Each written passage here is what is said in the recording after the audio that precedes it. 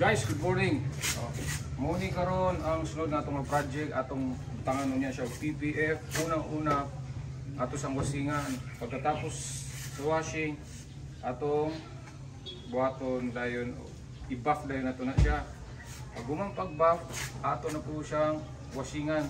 Sunod buff na pod para sinaw gyud ayon ni siya. Kung di pa gyud siya sinaw guys, kung di makaya sa washing, butang na to sa washing machine.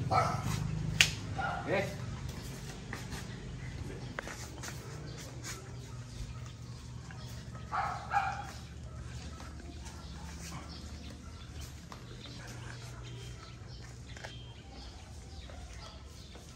Mura mo naging airbender nga sa lida ng cartons.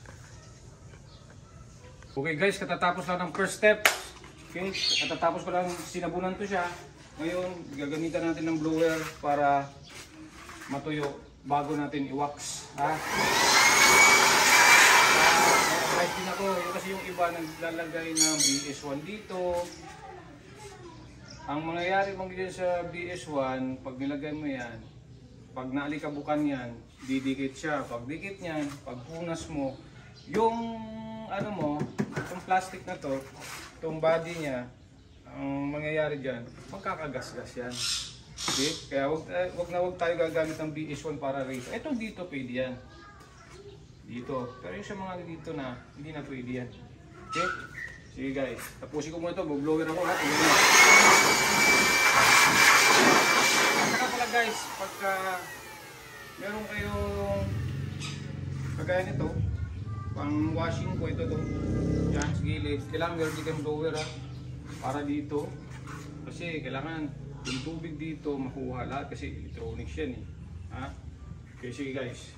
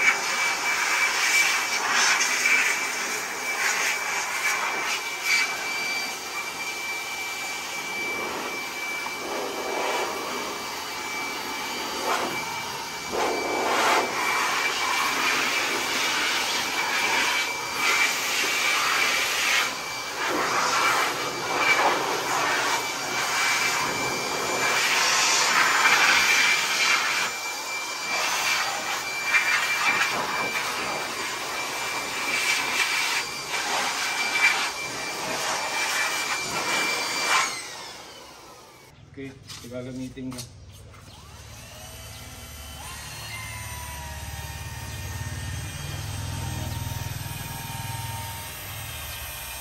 Bakit po? Biasa ka na.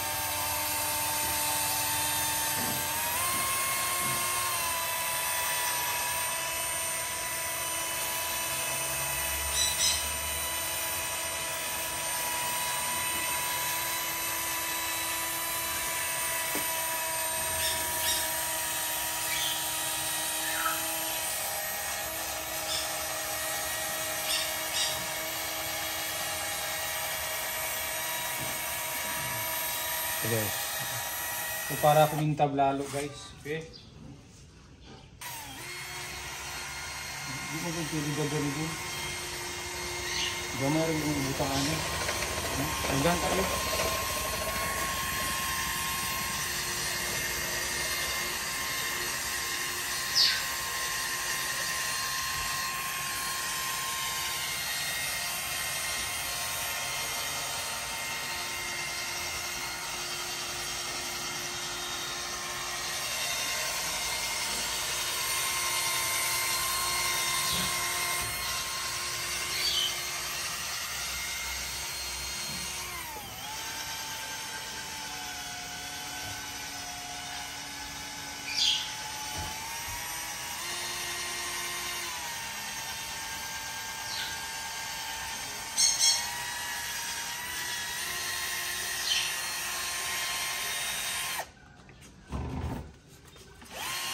Sasabunan na natin ulit para tanggal na yung mga wax nyo dyan. Ha? Para makita natin yung resulta maya maya. PPF para mahintab masyado siya. Okay? Sige guys.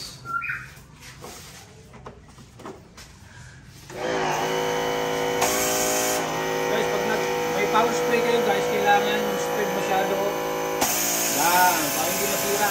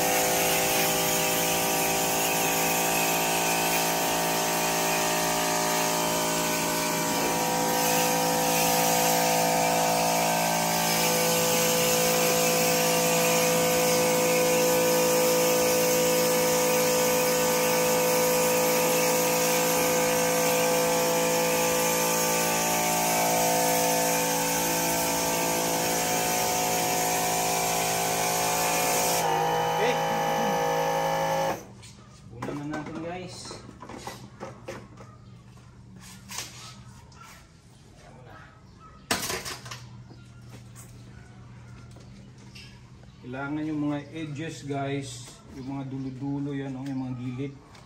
Kailangan talaga kung sabunan yan. Kasi pag hindi nasabunan yan, hindi didikit yung PPF natin.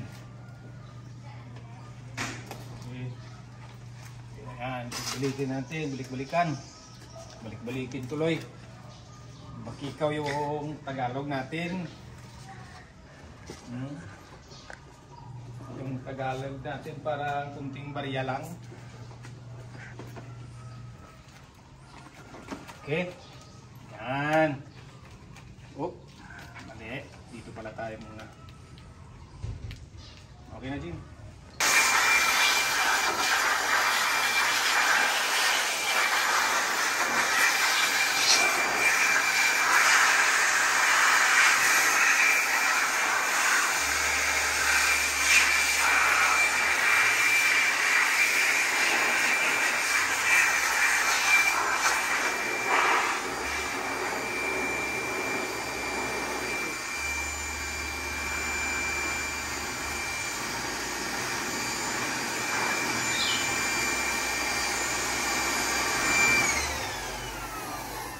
Sa mundo niyo.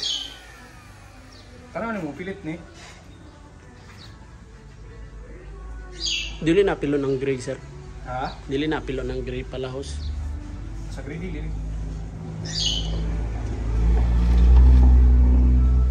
Magkuhan ko lang. Tanaw ni mo rin. Guys, magsisimula na tayo guys ha. Ito na. Okay. PPF natin guys. Yan. Pakita mo rito. Yan. Okay.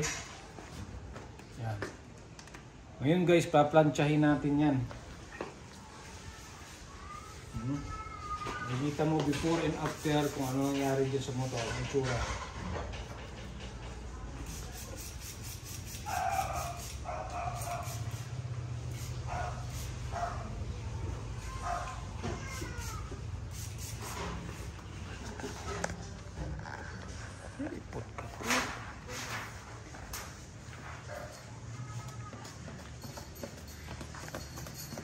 Yan. Kita nyo guys ha. Mamaya pag natapos yan.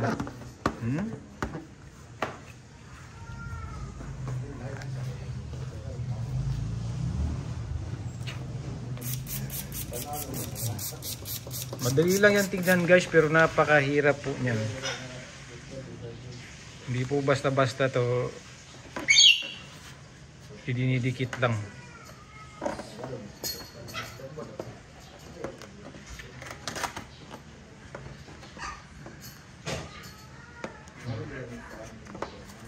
Yan. Ginawa niya guys para dumikit lang muna. Yan o. Okay. Guys, ito yung kulay niya pag hindi pa natagyan ng PPF. Pero pag may PPF na ito na. Kumintab na.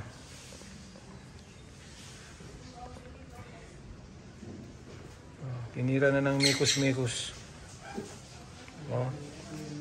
Mikos-mikos na. Oh. Yan, oh. Hindi pa yan tinira ng heat gun, ha? Pag tinira na yan ng heat gun, mag-iiba yan. Mas lalong kikintab.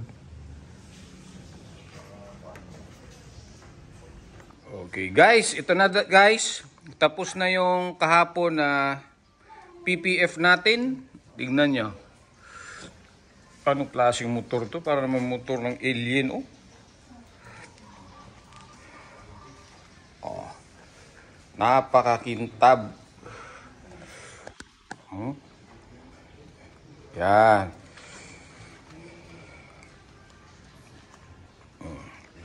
Pina-PPF na ng may-ari kasi ano siya yung tawag nito?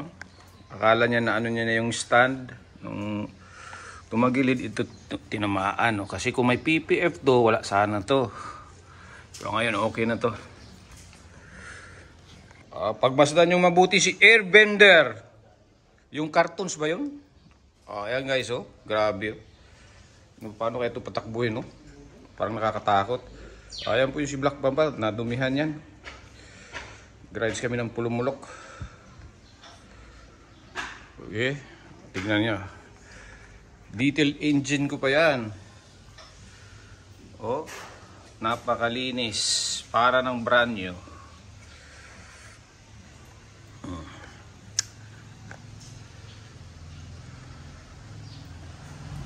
So guys,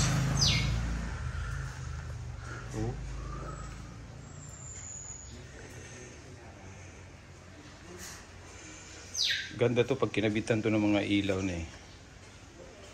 Yeah. Tapos lalagyan natin ng mata rito sa gitna, oh. Parang Airbender yan. Ganda guys. Okay guys, thank you for watching po.